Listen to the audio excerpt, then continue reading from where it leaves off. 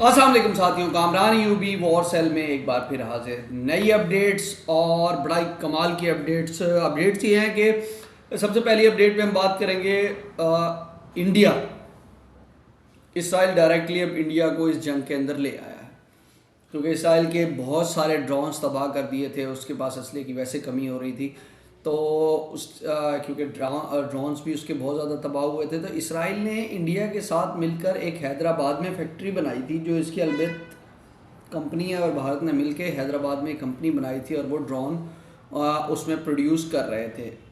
तो उन्होंने डेफिनेटली ये बनाने का मकसद यही था कि ये ड्रोन जो है वो गज़ा के लिए जब कभी ज़रूरत पड़ेगी, मतलब इसराइल को फ़लस्तीन के हवाले से किसी भी हवाले से, तो वो भी यूज़ करेगा और पाकिस्तान के अगेंस्ट ये इस्तेमाल किए जाएंगे। और ये प्रोडक्शन हो रही थी इंडिया के पास। इंडिया एक बैच कंप्लीट कर चुका था, नियर अबाउट 20 के करीब ड्रोन्स का, जो कि उसने यूरोप को देने थे।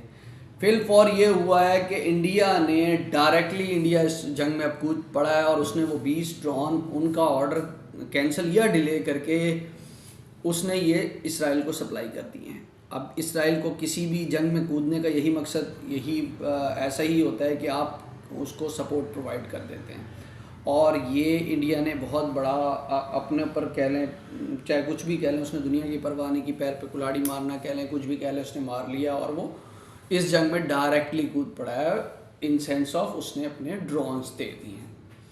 आपने अंदर ये खुद बहुत बड़ी अपडेट है। और मज़े की बात यह, इन सारे सिनेरियो के अंदर तमाम आज हम पूछते हैं उन 57 ममालिक में, मुस्लिम ममालिक से कि वो क्या कर रहे हैं। उन्होंने किसी ने जो है हिजबुल्लाह को, हमास को, फ़लस्तीन को कोई सपोर्ट प्रोवाइड की, उसमें पाकिस्तान भी आ जाता है। तैयब उर्दगान से पूछते हैं, वो जो उम्मत मुसलमान अपने आप को लीडर कहते हैं, वो कहाँ सोए में हैं।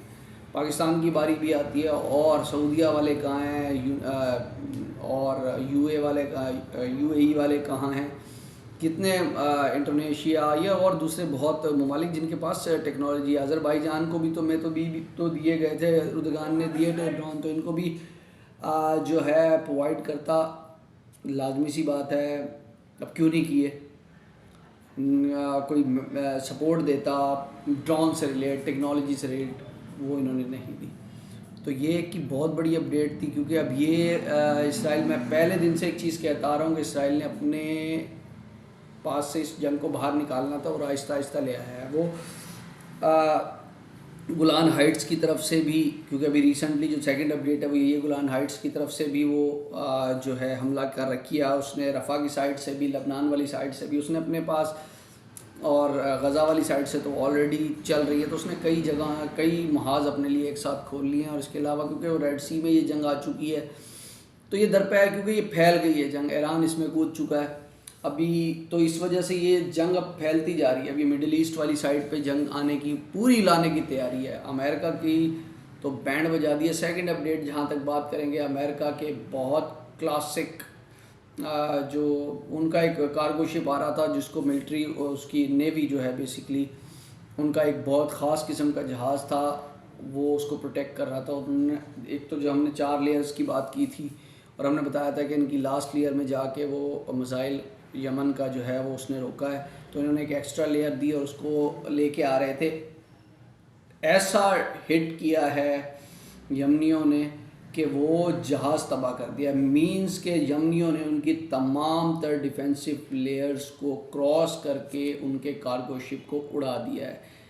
इस बात से अमेरिका के अंदर आग लग के रह गई है। अमेरिका की जो, अगर ये गलत ना होगा कहना कि अमेरिका की जो नेवी है वो फालिज ज़दा हो गई है, माजूर हो गई है।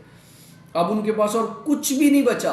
आप हमेशा चीज़ें एक एक करके खोलते हैं ना, तो उनके पास जो बेस्ट एवर आखिरी लेयर जो उन्होंने एक्स्ट्रा लेयर लगाई थी, वो भी क्रॉस करके, एक एक्स्ट्रा लेयर को भी क्रॉस करके उनके शिप को उड़ा दिया। वैसे ही कंपनीज जो है ना, उनके साथ अब काम करने को तैयार नहीं है, क्योंकि वो हिफाजत करने को तैयार नहीं है। अब अमेरिका की सुपर पावर की कुर्सी, तो मैं पहले ही दिन से कह रहा था कि जवाल, इनकी ज़िंदगी का जवाल जो है वो बहुत ज़्यादा अरूज पे पहुंच गया। उन्होंने इसराइल की जंग में कूद के अपना जो रही सही कसर थी वो भी बर्बाद कर ली। उनकी नेवी, जो दुनिया की टेक्नोलॉजी में सबसे ऊपर नेवी कहलाती थी, वो बर्बाद होकर रह गई है।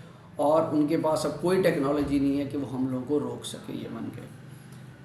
ये हमारी सेकंड अपडेट थी।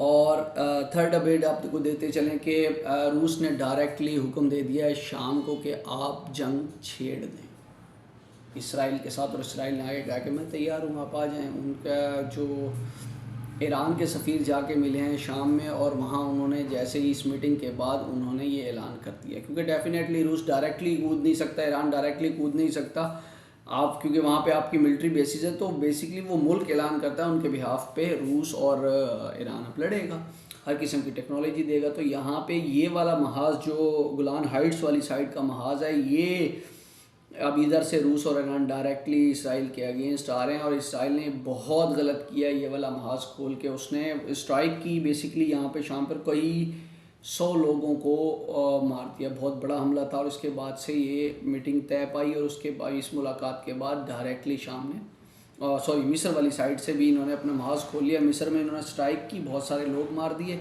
तो वहाँ से भी इन्होंने अपना महाज खोल लिया। और इधर से रूस ने जो है शाम वाली साइड, गोलान हाइट्स वाली साइड से भी जो है ना डायरेक्टली शाम ने ऐलान कर दिया है कि हम अब जंग छेड़ने जा रहे हैं। क्यों? क्योंकि उनको गो हेड रूस ने और ईरान ने दे दिया है।